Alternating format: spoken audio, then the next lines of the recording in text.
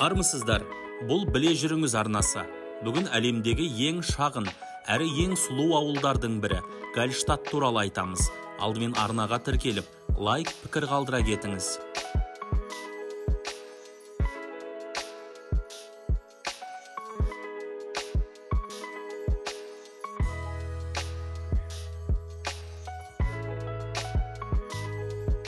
Гальштадт Австрияда Альпі тауының етегінде Гальштадт өзенінің бойында орналасқан.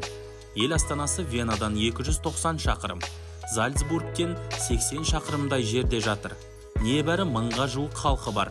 Алақандай ауылға жыл сайын миллиондаған турист табиғаттың сұлулығын тамашалауға барады. Австрияда туристер көп баратын топ 5 жердің қатарына енеді. Бұған қоса, Гальштадт әлемде суреті әлеуметтік желіге ең көп салынатын жерлердің бірі. Сол себепті бұл ғажап ауылға саяхаттаушылардың қатары үзілмейді.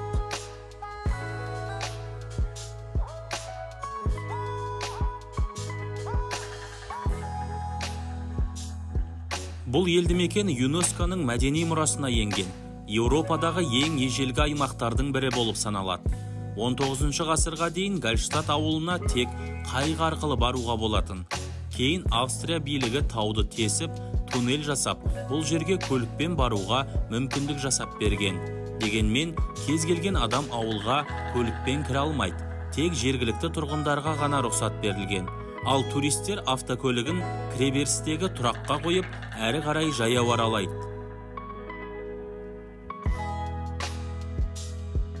Бұл ауылда туристер үшін қажеттінің бәрі бар. Қонақ үйлер, кафе, ресторандар мен сыраханалар, түрлі заттар сататын дүкендер жетерлік. Бұдан бөлек қайықпен серуендеуге, жақын маңдағы туристік орындарға баруға да болады.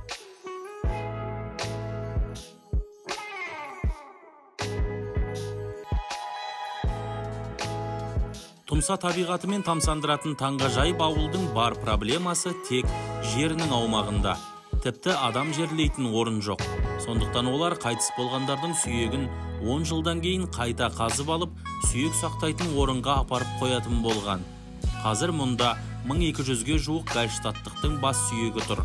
Олардың көбіне қайтыс болған адамның аты жөні, туған күні мен көз жұмған күні жазылған. Бірақ қазір жерлеу мәселесі шешілген.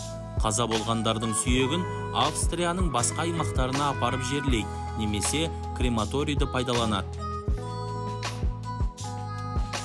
Тағы бір қызықты дерек. Гальштадтқа қатты қызығушылық танытқан қытайлықтар $900 миллион Гуандун провинциясының аумағына дәл осы ауылдың көшірмесін салған. Осылайша бүгінде әлемде Австрия және Қытайда 2 Гальштадт бар. Десе де туристер көшірмеге қарағанда таңғажайып ауылдың оригиналын көргісі келетіні сөзсіз.